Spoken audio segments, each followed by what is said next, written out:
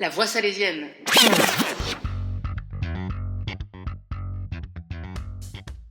Le podcast préféré de Don Bosco et Marido.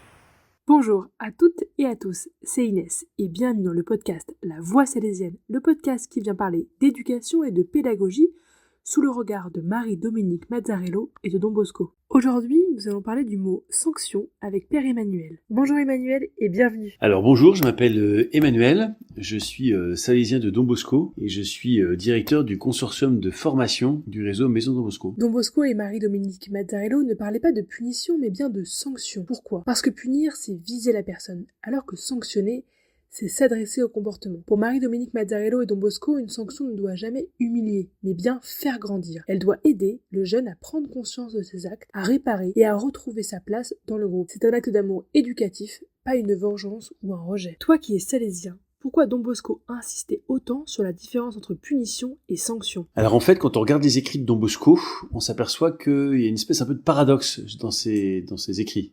C'est-à-dire qu'on a des écrits où Don Bosco dit ah non, mais moi les systèmes de punition, sanction, où il y a une espèce de grille, où il y a tel comportement égale telle sanction, il dit c'est pas mon système. Donc l'air de dire, au fond, sanctionner les comportements des jeunes, c'est presque un aveu d'échec. Et puis Don Bosco a insisté tellement sur la qualité de la présence éducative que dans son esprit, cette qualité de présence éducative pouvait permettre à ce que le jeune ne transgresse pas en fait. Et puis on a d'autres textes, notamment tel ou tel mot du soir, on a une circulaire qu'il a validée au soir de sa vie sur les sanctions à mettre en place, mettre en œuvre dans ces maisons, où Don Bosco valide que la sanction fait partie du travail éducatif au quotidien.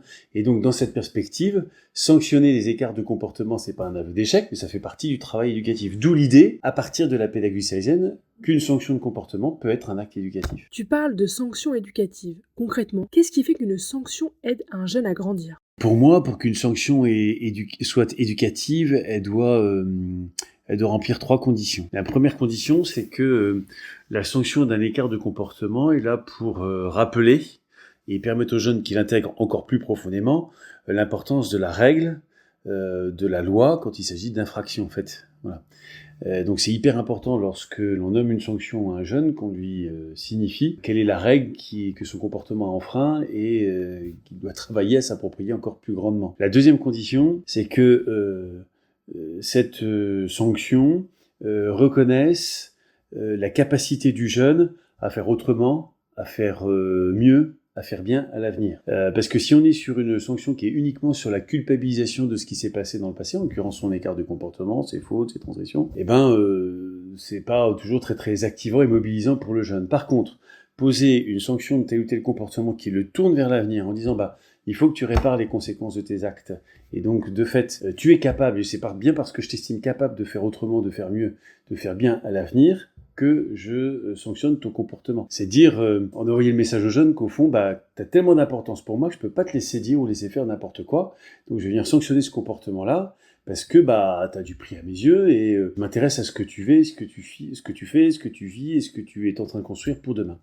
Et puis la troisième condition, c'est qu'il me semble que la sanction doit avoir un contenu qui soit responsabilisant et activant. Dans une perspective salésienne, je suis pas toujours convaincu que des sanctions de type privation soient les plus pertinentes, mais d'imposer une activité à réaliser aux jeunes qui permet de l'activer, 2, de contribuer à réparer ce que son comportement est venu abîmer, et 3, d'envoyer le message à tous ceux qui ont été témoins de près ou de loin de son écart de comportement, qui est capable de faire précisément autrement. Il me semble que c'est une garantie pour que le jeune puisse vraiment bien prendre conscience de son égarement et fasse mieux à l'avenir en fait. Donc si une sanction permet de transmettre des repères quant à la règle, le reconnaît dans ce qu'il est, dans ce qu'il peut devenir, et 3, l'active dans son contenu, je pense qu'on a plus de chances que cette sanction soit plus éducative que punitive. Dans le feu de l'action, quand un jeune dépasse les limites et qu'on est en colère, comment garder cette bienveillance dont tu parles ? Ce n'est pas toujours facile. Alors il est certain que la colère est mauvaise conseillère. Donc lorsque l'on est touché personnellement, intérieurement, émotionnellement par la faute qu'a commis son enfant, le jeune, l'adolescent, c'est sûr qu'il faut prendre le temps de se détacher de ce que génère en nous son écart de comportement. Alors ça peut être de la colère, ça peut être aussi parce que nous sommes victimes de son comportement, en fait, au jeune. Ça peut être l'émotion du dégoût aussi. Bon, il y a plusieurs choses qui peuvent nous habiter intérieurement et qui peuvent nous rendre pas toujours très très clairvoyants sur ce qu'il convient de dire et de faire pour répondre à cet écart de comportement. Alors, le premier conseil qu'on pourrait donner, c'est de bien distinguer le moment où on va promettre la sanction au jeune sur son comportement et le moment où on va dire quel va être le contenu de la sanction. On peut très bien dire à un jeune, un adolescent, bon écoute là c'est pas possible, là, ton comportement me paraît pas du tout adapté, donc je sais pas quoi encore, mais je peux te promettre que ton comportement va être sanctionné. De remettre un petit peu plus tard, le moment où on va lui dire quel va être le contenu de la sanction, qui peut permettre entre-temps de faire retomber l'émotion, peut-être de consulter d'autres, etc. Et ce serait le deuxième conseil que je donnerais. On est vraiment moins bête à plusieurs. Donc des fois, et à plus forte raison, lorsqu'on est touché personnellement, intérieurement par la faute qu'a commis le jeune, c'est hyper important de pouvoir en parler peut-être avec un autre.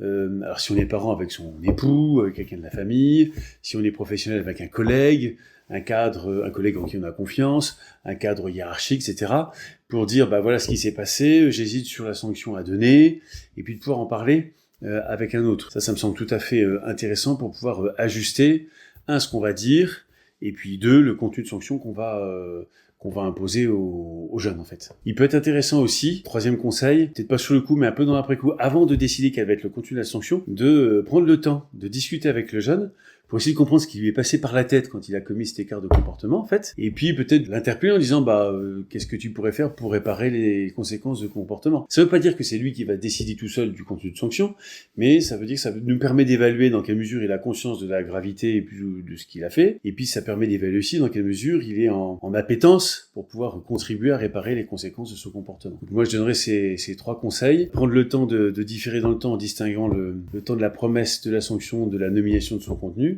2, d'en parler à quelqu'un en a confiance ou un collègue, voilà.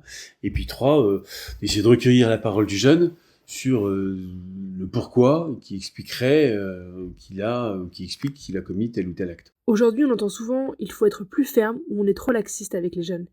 Quelle place tu penses que la pédagogie de Don Bosco peut avoir dans ce débat ? Alors c'est vrai que quand je passe notamment dans les maisons du réseau, que ce soit des établissements scolaires ou des établissements plutôt d'action sociale, j'ai un peu entendu les deux choses. En fait, il y a des adultes qui disent que la pédagogie de Don Bosco, c'est une pédagogie un peu laxiste, parce qu'au fond, on a une telle, les gens qui disent ça pensent qu'on a un tel souci de la compréhension du jeune que ça impacterait négativement vers la fermeté de la réponse qu'on doit apporter à l'écart de comportement. Mais j'ai entendu l'inverse aussi, en disant non, la pédagogie de Jean Bosco, enfin en tout cas dans les maisons salésiennes, ça va droit, ça file. On a quand même un certain nombre de témoignages d'anciens qui parlent des fois, d'anciens élèves de nos écoles, qui parlent des pratiques éducatives des adultes, où effectivement l'adulte avait l'autorité et ça se sentait. Alors j'ai envie de dire d'entendre ces deux approches me semble intéressante parce que d'une certaine manière on est sur cette ligne de crête, ce fil sur lequel l'éducateur équilibriste essaie d'avancer.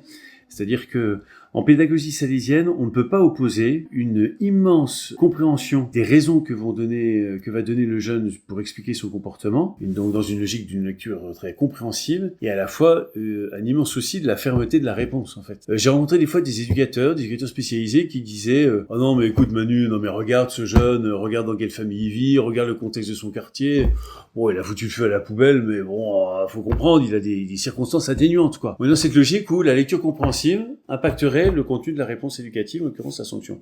Non, en pédagogie salésienne, non seulement il est possible d'articuler une lecture compréhensive du comportement du jeune, en écoutant ses raisons, et une fermeté de la réponse, parce que écouter les raisons du jeune n'est pas forcément lui donner raison. Voire même plus, de prendre le temps d'écouter les raisons que donne le jeune qui explique son comportement, ça nous permet, me semble-t-il, d'ajuster la réponse pour qu'elle soit encore plus pertinente, c'est-à-dire qu'il y a un lien entre le contenu des cartes de comportement et puis peut-être le contenu de la sanction. Ça permet d'avoir un lien entre la gravité de l'écart de comportement et puis la gravité de la réponse éducative, donc de la sanction. Et puis ça peut permettre aussi d'avoir des éléments pour nommer peut-être et d'expliquer de manière plus ajustée pourquoi nommer ce contenu de sanction pour répondre à telle faute, tel écart de comportement. Nous avons pour tradition de proposer, Emmanuel, un défi à nos auditrices et auditeurs. Que souhaites-tu leur proposer aujourd'hui autour du mot sanction ? Moi, ce que je donnerais comme défi, C'est vrai que moi le premier d'ailleurs, le premier réflexe un peu naturel lorsque je vois un jeune faire une bêtise, faire une connerie, commettre un écart de comportement, dire ah c'est pas possible, c'est grave, on peut pas laisser passer ça, on va le sanctionner son comportement, etc. Donc le défi, ce serait de dire que lorsqu'on est face à une bêtise faite par un plus jeune, c'est non pas de dire c'est grave, pas grave, mais de s'interroger sur qu'est-ce qui fait qu'il pose ce geste ou il pose cette parole en fait.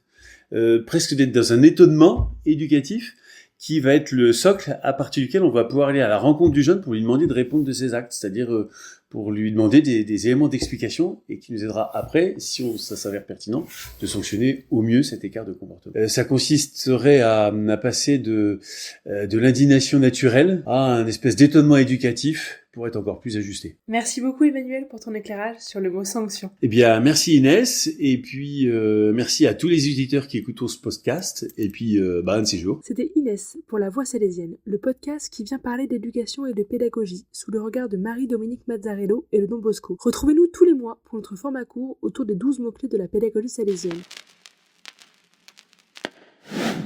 La Voix salésienne.